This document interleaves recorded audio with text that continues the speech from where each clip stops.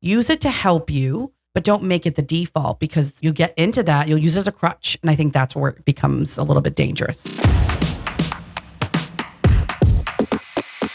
Prose and Comms.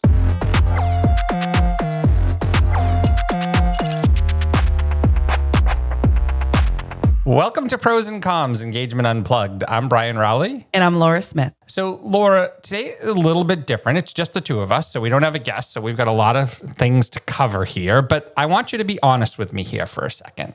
Right now on your computer, how many tabs do you have open that are some type of an AI tool?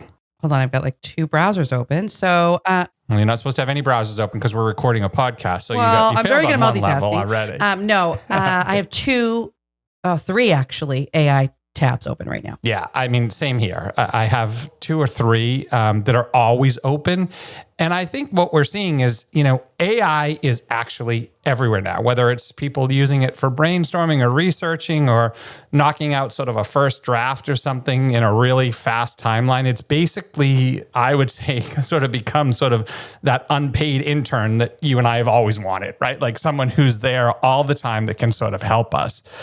But here's where many people actually get stuck. And that is, I think, if every marketer that's out there has access to the exact same tools, does creativity get any easier? Or does style and strategy actually matter more now than they ever have? And that's what Laura and I are going to get into today. It's how AI is actually changing what it means to be a marketer. A little bit of a spoiler alert. We actually have some opinions on this. Shocking. So surprise, surprise. Yeah, exactly. But let's jump in. Let's start with something that's probably a little bit more practical. Like, how are you actually using AI in your day-to-day marketing work, like right now? Yeah, and I think we've talked about this a bit, right, with some of our guests. It really, I think it's evolving, because it really started as more of that, how do I better improve my content writing? Because I think a lot of what we do is writing and communication. So it started that way, and then it's kind of morphed into, okay, how do I use it for more of the research to help me ideate and start to get some ideas or strategy in place? So I feel like it's and I use it for both now, or both, kind of like both and all, if you will, because I think the writing piece is super helpful. I have to gut check. I always start myself, though. I don't ever just ask AI to start something for me, and we'll kind of get into the do's and don'ts and why nots. Because I think I really have to get what it's really helped me with is like, I have these thoughts and I have a little bit of like all this stuff going on in my head. And so getting it out there and then having the tool, whatever one I may use, help me kind of craft that in a better communicative way, I guess I would say. But as I've advanced into, okay, I don't just need it for the writing, because I feel like I've always been a writer. I feel like I can write a lot, and yes, it can help me improve in certain ways. But I think it's the research piece that's taken it to another level. And that we have now instituted, using Claude at an enterprise level at the organization. And I feel like Claude does that no matter what conversation or what use you are having them basically do for you. So if it's like, help me with an idea, it's based in research. If it's okay, now right. I'm kind of down this road of, okay, now let's think about the research and how does that research make me think about what my original plan was? It's not just answering my question. So I think it's kind of evolving into both places, I guess, if I talk about research and writing, but that inherently then helps shape strategy too. Yeah, I think so long-winded. But. No. I think we're on the same page here, and I think one of the things that, for me, it actually, I maybe a little bit differently, because sometimes some of the hardest things for me are just getting started. So like, where do I, like, what is the foundation, or what's the layout, or what am I trying to accomplish here? And I feel with some of the AI tools that are out there right now, I'm not necessarily starting from a blank page, because I can actually just put in there, hey, this is what I'm trying to accomplish. What's a good layout or format or something like that I should, and then that actually just gets me started in the approach, versus using it for like, okay, I have 1,200 words that I need to use, and this is what I don't use it that way at all.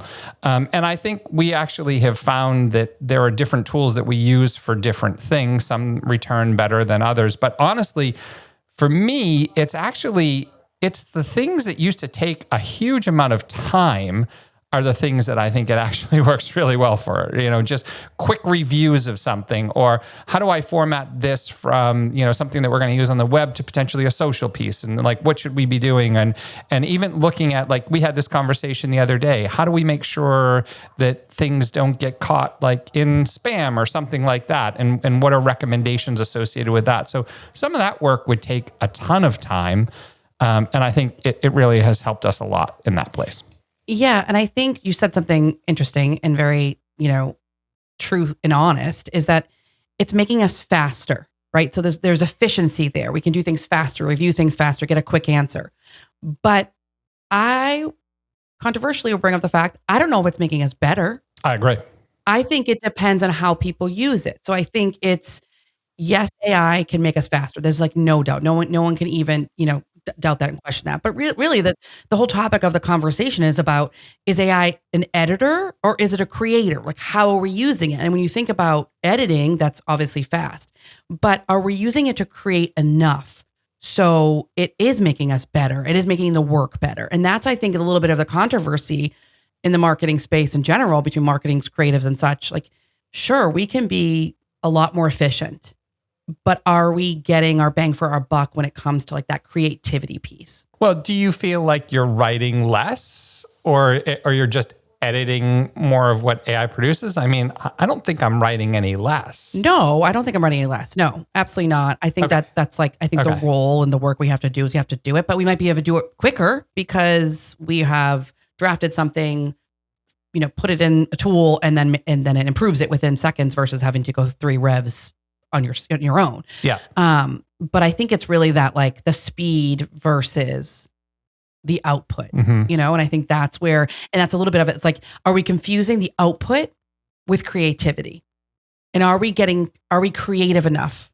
And that's like, obviously we, Brian, yes, you and I, but are others, are we like hindering that creativity because it's a tool that everyone's using and maybe similar ideas are coming out based on, similar prompts, for example. But I think that the more people use it as sort of that crutch to sort of to be that voice for them, then I think they are going to lose their creativity. Because I think that the creative element is how you do those prompts. Like, because, the topic specifically around, everyone has access to the same tools. Like, what are we getting out of it, right? Like, you and I can look at the same scenario and come out of it with 2 very different perspectives. And I think when we look at things like, okay, let's just look at, everyone could have access to a camera. We carry our phones every day, all day, right? You could shoot the same scene that I shoot, and it will look very, very different because your perspective on that is going to be very different than my perspective on it. So it depends on, I think, how you prompt that AI tool as to what your outcome is going to be. And I think that's where creativity starts to get in. If you know you're looking for a certain outcome, you've got to get creative around the way you're prompting it. Otherwise, you're just going to get a standard response. And I think that's where people are getting hung up. But I do think that's also how it changes the perspective on that specific conversation. Yeah, because I mean, I do wonder though, like if we're all using the same tools, and I don't think we all are. I think this is something we've talked about with our teams, and I just brought a new tool to the person that runs our website today. It's like, oh, have you heard of this? And I feel like it's like almost, you need to do more of that digging and sharing because there's so many tools. There's so many tools, right? And there's ones that are very specific to certain channels, certain technology, et cetera. But if we all are using the same ones, if we're all using Claude, for instance, we're all using ChatGPT, are we all like, is it going to start to become the same type of output or similar enough that could cause like frustration on like a consumer or a B2B buyer's end if they're feeling, oh, I'm seeing the same stuff from some brands? And do we blame that on the fact that like we're all kind of using similar tools? And to your point, though, I definitely think prompts are key, but some people or a lot of people don't know how to do them uniquely. So we're all kind of maybe saying similar things because we haven't, really honed in on that craft yet, like how to truly prompt. Well, and I think that's where the editing piece actually starts to become even more and more complicated, because when you're editing the responses that you get out of AI, like you and I, right, are keeping in mind of what is our voice in the market? What is the brand voice in the market? AI can't do that, right? They're not going to be able to give that humanistic, and we've talked about this many times. It's not going to be able to give that humanistic approach. So that's where we're going to have to come in and inject ourselves into that. But I think when you're writing copy, right? I mean, I kind of look at it and say, it actually becomes a newer version of copywriting, but it doesn't change. Like a good copywriter today, right? They're always looking for clarity. They were looking for audience awareness, tone, brand alignment, all of that stuff. And I think that's where people in marketing roles need to understand their skills and use those skills in the way in which they prompt.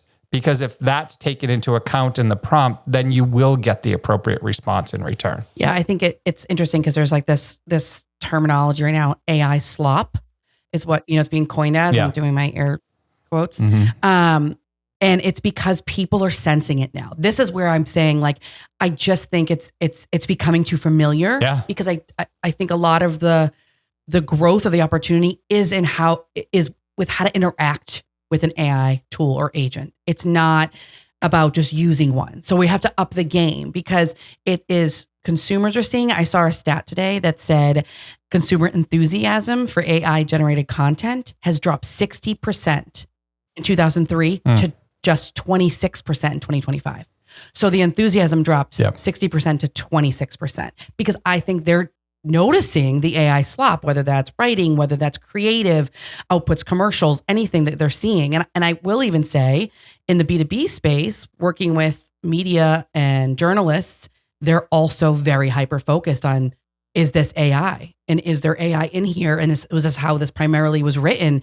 And it's a world that we now all have this like wall up to protect ourselves, to be like, am I falling into an AI trap, or am I really getting this human, genuine thought leadership piece, or am I getting this real on brand kind of experience?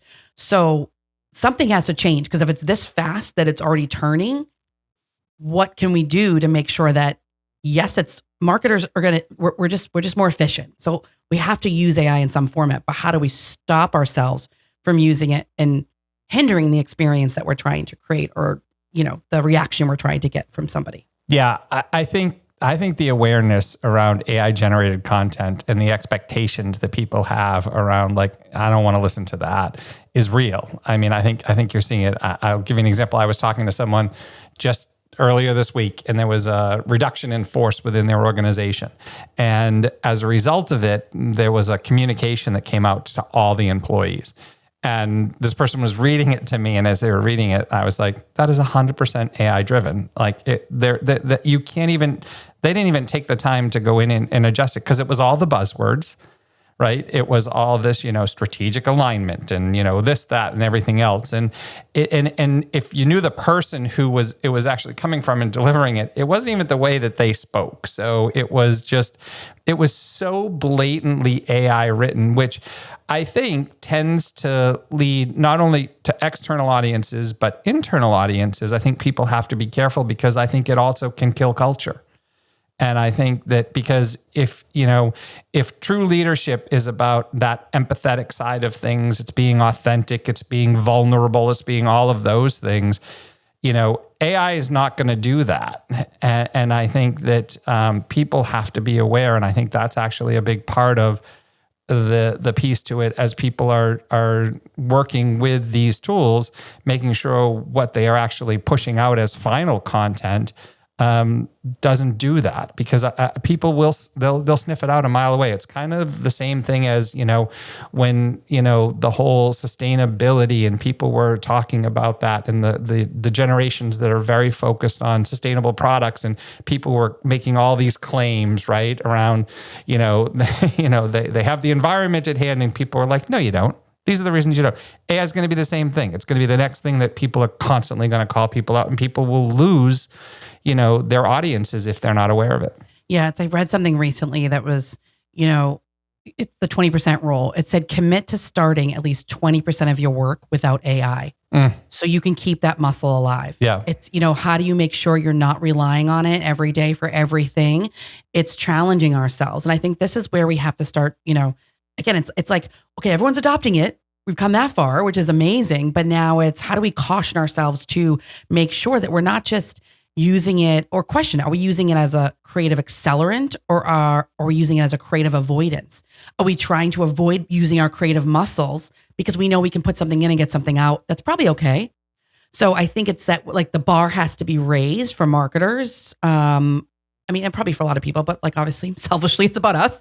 And it's, how do we raise that bar to make sure that yes, we're using it because it has so many benefits, but we're not falling into the trap because again, like we're saying, people are calling bullshit on it. And we don't want to be that marketer or that brand where that's where we're falling in the trap. So I think it takes that active, keeping the muscles alive and challenging our own team and ourselves of don't just default to it. Use it to help you because you may need, instead of having to go and do all this research on your own or to make whatever you're creating better, but don't make it the default because you get into that, you'll use it as a crutch. And I think that's where it becomes a little bit dangerous. Yeah. And I think there's a perception that's out there of, for years, many of us, and we struggle with this a little bit, right? We're always saying, well, we don't have enough content, right? To be able to target all the channels that so we're constantly trying to evolve and create new content and new channels for us to be able to show up at and all of those types of things. But the reality of it is sure, you can create more content, but good content is still good content and it does matter. And it's not about how much you can produce, but it is still a quality discussion. And I think that's a big thing that people who are sitting in marketing roles need to understand. If someone's pushing you just to push, a lot of content out, I would argue that that's not the right place, right, to be, because that is not the way that you're going to win in this world of AI. You have a question. So like this quote comes up a lot. And we talked about it. We've read it, that AI won't replace marketers, but marketers who use AI will replace those who don't. 100%. Do you think that's true? 100%. I would say I don't think you can be a marketer and not use it. I don't either. So the fact that if you are a marketer that doesn't use it, then I feel like you're just, it's like learning any other skill, right? You have to continue to advance and evolve your skills. So I 100% agree with you that it's necessary. I think we've all worked with people who, you ask, have you done this with the AI tool just to double check it? And they'll say no. And you're like, well, why not? Mm-hmm. I mean, people who aren't using it, I think are going to get left behind because I just think it's too powerful. It creates too much efficiencies within businesses and it saves a tremendous amount of time. Again, we talked when we first started this about sort of it becomes sort of that intern. It becomes the thing that does all the work that takes a ton of time but doesn't have a ton of value in all cases. And if you're not able to eliminate that so you can focus on the things that really are important, I think it's going to be a problem for people. Yeah. For sure. Yeah. So to wrap up, I have a quick question for you. Yeah. If you were to encounter an intern or someone earlier on in their career and they were kind of navigating the changing marketing world and what all, do they have to get sharp skills, et cetera, what advice would you have for them? For me, it's you need to learn the company. You need to understand the products that you're using. You need to get out. You need to talk to customers. You need to understand pain points. None of this has changed, right? Because all of that is going to make you that much better when you're actually inputting this into an AI model. If you understand what you're trying to solve for and you really understand the business, then I think from there, you'll actually have a better approach at being able to prompt and get good feedback. How about yourself? Yeah, I would say when it comes to like tools or technology, I guess it's just always being curious and figure, like I said today, like there was a tool I heard of and I'm like, I didn't know, ever heard of that, but maybe someone else has. So I think it's that like always being curious and always digging into what else is out there and how else, because when we were growing up in our career, there were very little tools. Like, let's be honest. I mean, the internet, I don't know, was the internet around when you started? So rude. That's so rude. But Joey, I'm just saying, producer it was Joey, like, but, I mean, seriously, come on, weigh in here on me, this one. I mean, I know you're trying to be quiet. No, I know he's sides. muted right now, but Joey, weigh in that's Laura, you crossed the line. That's there. across the line. You crossed the line, and I might have to edit Okay, that out. whatever. No, I don't want to because edit it's it. I want people to see the real Laura Smith. This is what this is about. This is an AI generator. this is not AI. This is human. human. This is I would human. have never said that. Right. But yeah, it's that curiosity. It's constantly trying to figure out what else is there. And again, it's not to say like you have to use all those new tools. It's to find out what they are and where do they play a role. And maybe they don't, because again, the person I was talking to about a specific AI tool, she was saying she was using it and then she's stopping using it for reasons that, she does not appreciate. But, but my mind went to, well, maybe we should dig in on that and see if that works for us, because it just could be circumstantially different. So I feel as though they just need to be curious and always try to stay ahead of the curve, because they're, young and eager. And I always say, like, I learn a ton from the people who are earlier in their careers than I am, because they are bringing forward tools or ideas that aren't, they're more relevant today than they were years ago. So I think it's the curiosity piece, but it's definitely, leaning into the AI and technology aspect as they build their career and start to grow. Yeah, I think as we sort of look at this, I think curiosity is really key. I think understanding what tools are available to you, how they can help you become more efficient in the roles that you're understanding the business that you're representing so that you can represent an authentic view of it. And quite honestly, some of it is go back to the basics, right? Go back to the basics of what marketing stands for and what your goal is. And, I've said this a million times, right? It's actually to understand the brand, to promote the brand, to protect the brand, right? All of that is part of what we're doing. This is just another tool to help you do that. So for those of you that are out there, thanks for listening. And most importantly, if you like what you heard today, be sure to follow us.